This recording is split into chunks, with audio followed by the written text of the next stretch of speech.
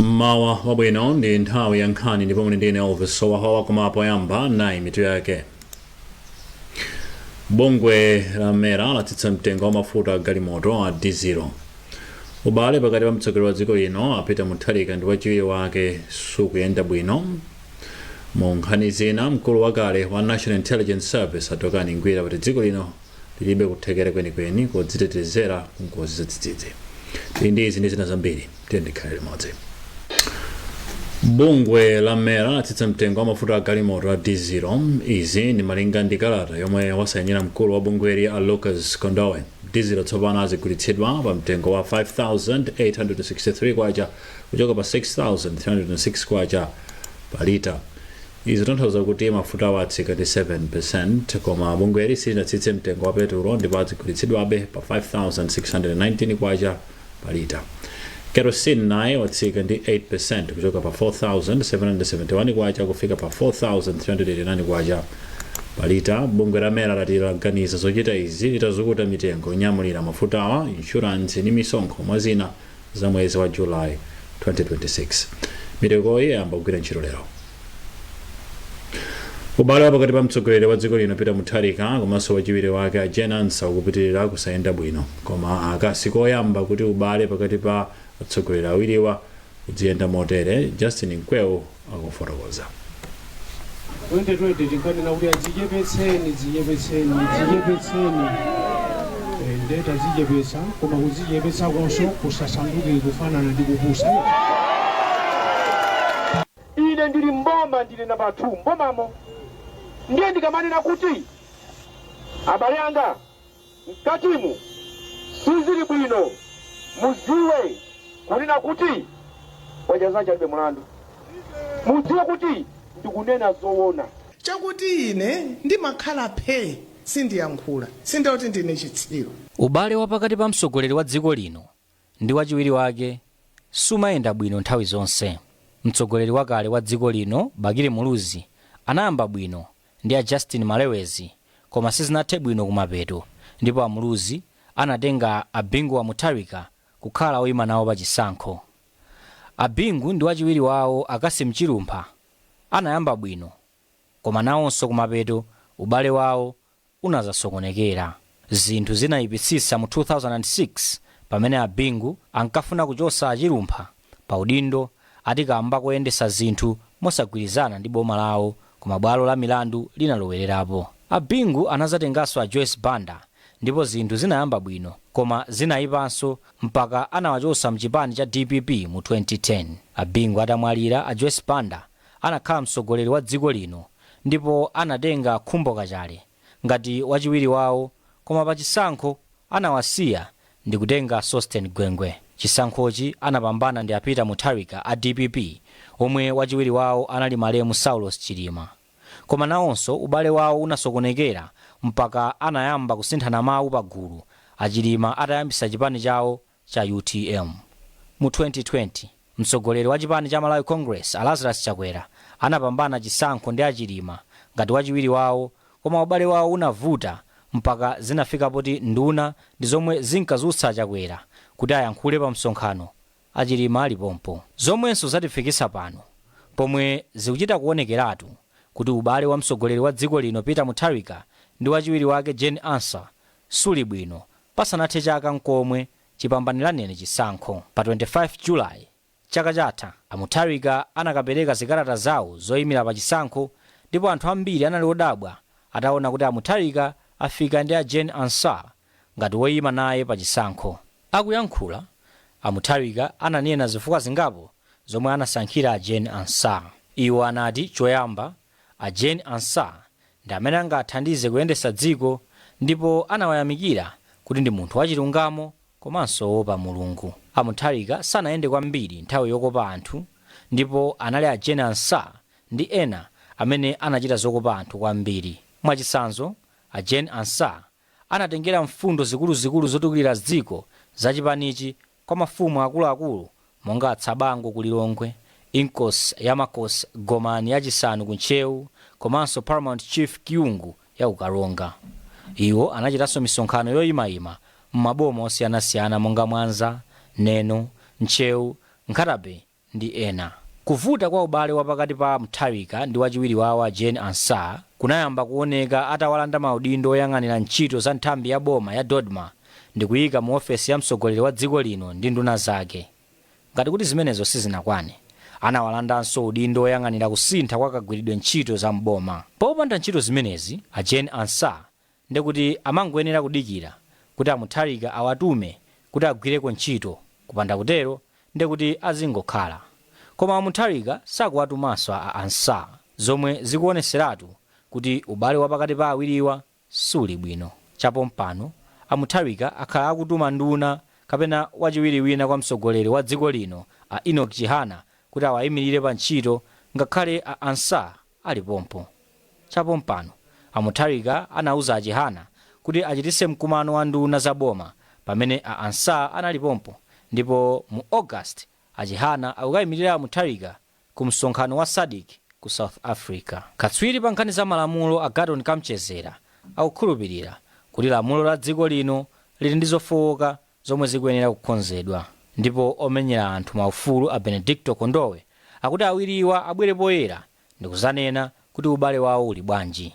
Koma akatswiri pa nkhani za ndale akuona kuti vuto lalikulu ndi ndale komanso kufuna maudindo osati malamulo a dziko lino ayi. Koma boma linalesa zonsezi ponena kuti kusapatsidwa ntchito kwa Jane Ansah ndikamba kuti boma likufuna lisamaononge ndalama. Koma funso nkumati, kodi boma silinaononge ndalama pamene Jane Ansah anapitabe ku ntcheu kokumbukira achilima, pamene Mutharika anatumizako nduna ya zamaphunziro Bright Msaka? Ubale wapakati pa Mutharika ndi wachiwiri wawo Jane Ansah ukuchita kuonekeratu kuti suli bwino. Wailesi ya boma ya MBC inasiya kulemba kapena kuulusa chilichonse cha Jane Ansah. Mutharika akupitiriza kuwasala Jane Ansah. Osatira chipani cha DPP akupitiriza kumanena kuti sakuonapo vuto, ndipo Ansah ananena posachedwapa kuti Malawi ndi amene angagamule pa zimene zikuwachitikira poti akuona okha ndi maso awo. Komabe tsogolo la ubale wa Mutharika ndi Jane Ansah silikuoneka bwino. Pamapeto pa zonse, Malawi anavotera Jane Ansah pa udindowu, ndipo akuyembekezera kuti azigwira ntchito osati kusalidwa ayi. 2020 tinkanena kuti azichepetseni ndeta zichepetsa, koma kuzichepetsa konso kusasanduke kufanana ndi kupusa. Ine ndili mboma, ndili namba 2 mbomamo, ndiye ndikamanena kuti abale anga mkatimu sizili bwino, muziwe kunena kuti wajazaja alibe mulandu, muziwe kuti ndikunena zoona. Chakuti ine ndimakhala phe sindiyankhula, sindoti ndine chitsiru. Times Group yataya mmodzi mwa ogwira ntchito wake ambumba nkhoma pa ngozi ya pamsewu. Ngozi yachitika dzulo m'boma la Ntcheu galimoto lomwe anakwera litaumbana ndi linzake pa ulendo wawo wopita ku Lilongwe. Woyankhulira polisi ya Ntcheu Jacob Kembo atsimikiza za imfayi. Iwowa anali ndi zaka 31 ndipo anayamba kugwira ntchito ku Times pa February 3 chaka chino. Mkulu wakale wa National Intelligence Service Atokani Ngwira wati dziko la Malawi lilibe kuthekera kwenikweni kodziteteza ku ngozi zadzidzidzi. Ngwira auza komiti imene ikufufuza ngozi ya ndege imene inapha Saulos Chilima ndi anthu ena kuti dziko lino likuyenera kukonzanso ndondomeko zake pa nkhaniyi. Iwo alankhula izi atakaperekera umboni wawo komiti ya kunyumba ya malamulo imene ikufufuza za ngoziyi. Mese Maronga ali ndi ripoti limene wawerenga Brenda Kayo.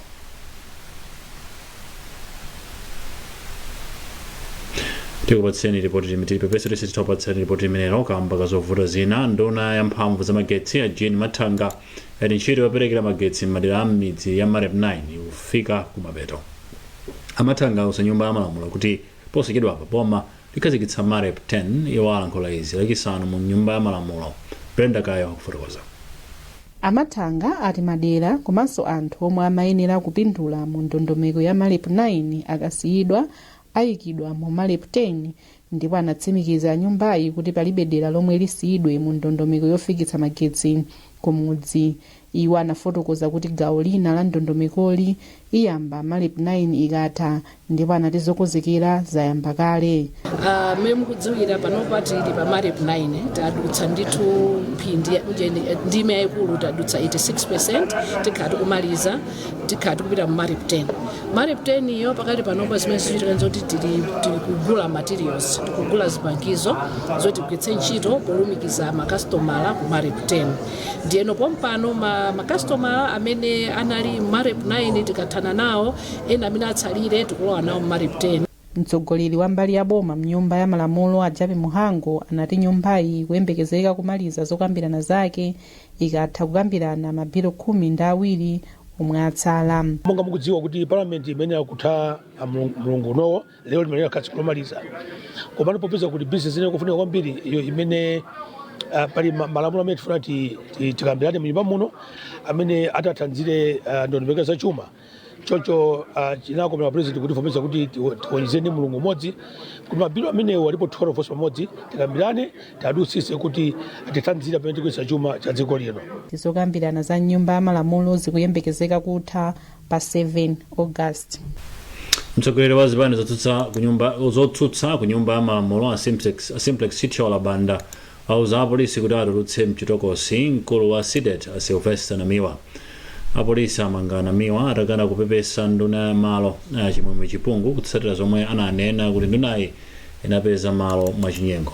Achitchola Banda auza nyumba ya malamulo kuti Namiwa auchitidwa nkhanza kunena kuti sakupatsidwa chakudya ndi zinthu zina zofunikira. Mapoyankhapo mtsogoleri wa zokambirana mnyumba ya malamulo a Jape Muhango ati achitchola Banda sanatsatire ndondomeko pobweretsa nkhani mnyumbayi. Mnyumba muno timayendera malamulo amene timati ma standing orders. Mene muja muli ndondomeko zimene tinayika zimene zimapangitsa kuti munthu adzuke alankhule mnyumba muno. Atsogoleri otsutsa aja anasowa ndondomeko imeneyo chocho timakonza kuti ayi mwalakwitsa kuyenda kwabwino ndikotere. Sikuti panali nkhani yochita kuvuta kwenekwene. Ikakhala nkhani ya Namiwa ali manja mwa apolisi pazifukwa zimene apolisi amene angadziwe. Ife ngati aphungu nyumba ya malamulo siso chimene apolisi amangire munthu amadziwa ndiwowo akamanga munthu amakamfutoza zimene amamangira.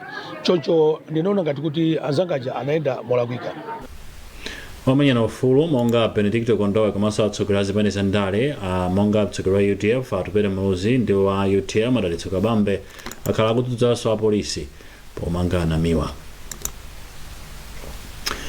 Mfumu yaikulu Malemya yamboma la Zomba yapatsidwa chilango chokakhala ku ndende kwa zaka 21 itapezeka yolakwa pa mlandu ogwirira mwana. Oweruza milandu a Elijah Pachalo Daniels wachotsera mfumuyi chilango cha zaka 9 pa mlandu opereka ndalama kuti mtsikanayo akachotse pakati.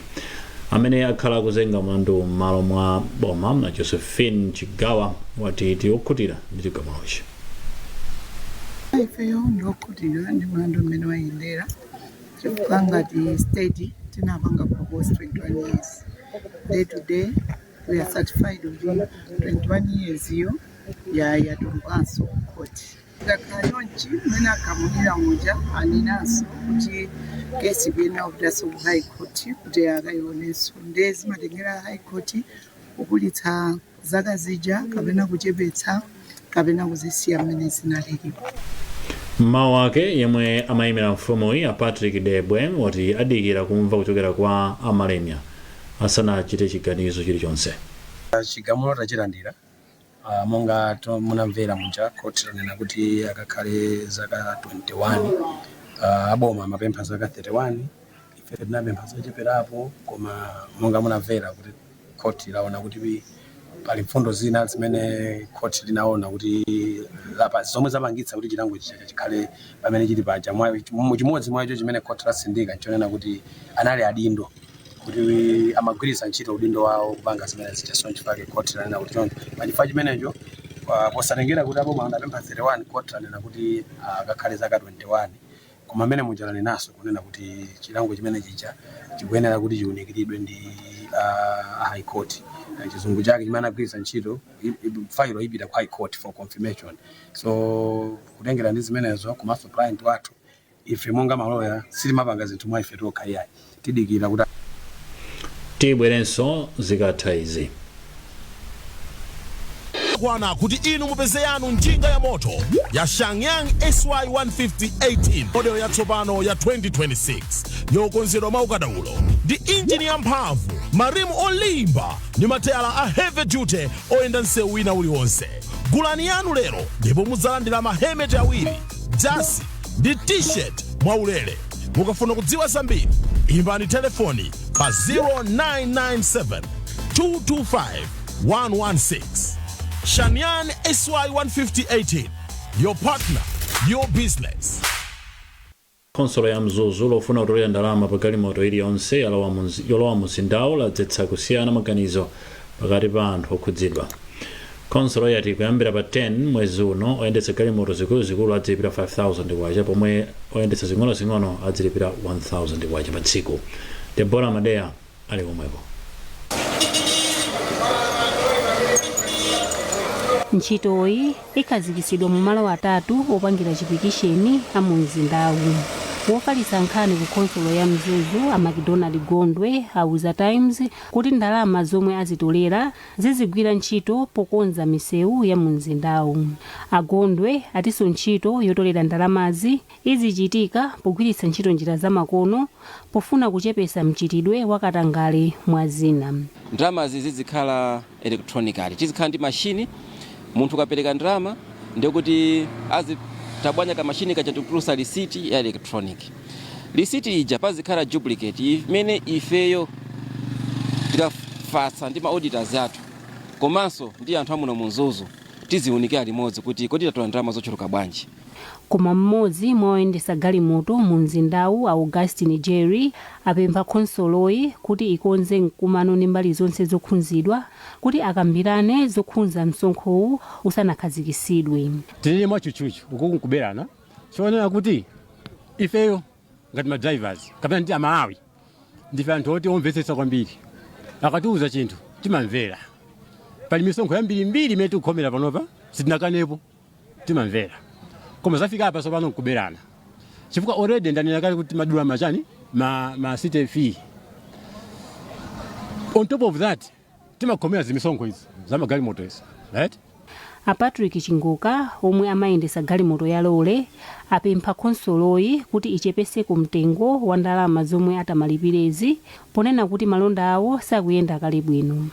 Yemwe amayankhulapo pa nkhani zosiyanasiyana a Moses Nkandawire ati ganizoli ndi labwino popeza ndilothandiza pa chitukuko cha misewu ya mzindawu.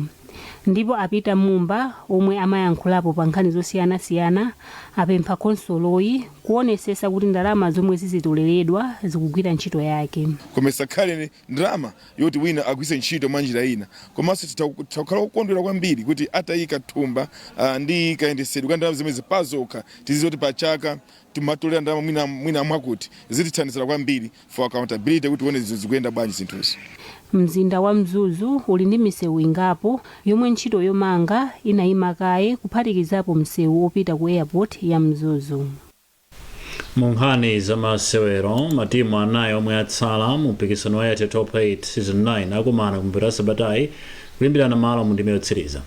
Loweruka ikhaya ikumana ndi Karonga United pamene Mighty Wanderers ikumana ndi Blue Eagles. Masewero awiri onsewa ali pa bwalo la Silver mu mzinda wa Lilongwe. Praise Majawa amfotokoza. Ekaya inafika mu ndime ya semi-final itagonjetsa mwa madedeza chikho cha FCB Nyasa Big Bullets ndi zigoli 7-6 pa penalty mu ndime ya quarter final. Pa masewero awiri matimu analephera 2-2. Allen Chihana anagoletsera Ekaya pa bwalo la Bingu mu mzinda wa Lilongwe pa masewero oyamba ndipo anagoletsanso pa masewero achiwiri pa bwalo la mpira mu mzinda wa Blantyre. Ekaya yomwe mphunzitsi wawo ndi Enos Chatama ikusewera mu mpikisano woyamba itamaliza pa namba 7 mu ligi chaka chatha. Akankachiwiri kuti Karonga United ifike mu ndimeyi. Koyamba inafika mchaka cha 2019 ndipo anachita bwino ndi kufika mu ndime yotsiriza yomwe anagonja ndi timu ya Silver Strikers ndi chigoli chimodzi kwa adu. Chaka chino Karonga pasi pa mphunzitsi ogwirizira Chris Chimkwita yatulutsa Silver Strikers itapambana 3-2 pa masewero awiri. Silver inapambana masewero oyamba ndi zigoli ziwiri kwa adu zomwe anagoletsa ndi Charles Chipala pa bwalo la Silver ku Lilongwe. Koma Karonga inapambana masewero achibwereza ndi zigoli zitatu kwa adu kuti ipitirire mu mpikisanowu. Lenot Kiwambe anagoletsa zigoli ziwiri, china cha Godfrey Swale. la mulungu wanderers ikumana ndi blue eagles. manoma anafika ndi meyi atagonjetsa Clark Sporting 3-1 pa masewero awiri. wanderers inapambana masewero oyamba ndi zigoli ziwiri kwa adu pa bola la mpira mu mzinda wa Blantyre zomwe anagoletsa ndi Blessings Mwalidino komanso Lamek Miti. masewero achibwereza anafananitsa mphamvu 1-1 pa bola la Obledimba mboma la Mchinji. Samata Njong anagoletsera Wanderers pomwe Ladamani Mtafu anagoletsera Clark. Wanderers inatengako chikhochi mchaka cha 2022 itagonjetsa Bullets pa mapenalty 5-3 pa bola la Bingu. Eagles yafika mu ndimeyi itatulutsa Civil Service United mu ndime ya quarter final kamba ka chigoli chakoyenda. masewero awiri anathera 1-1. masewero oyamba sanagoletsane pamene achibwereza anathera 1-1 pa bola la Civil. Nkhani zathu zomwe zikamalisiyane na insamito yake bungwe la mera latsitsa mtengo wa mafuta a galimoto a D0. ubale pakati pa mtsogoleri wa dziko lino ndi wachiwiri wake sukuyenda bwino. tinali ndi ripoti. mu nkhani zina mkulu wakale wa National Intelligence Service Nkhani Ngwira wati dziko lino lilibe kuthekera kodziteteza kungozi za dzidzidzi. munali ndine Elvis Wawa.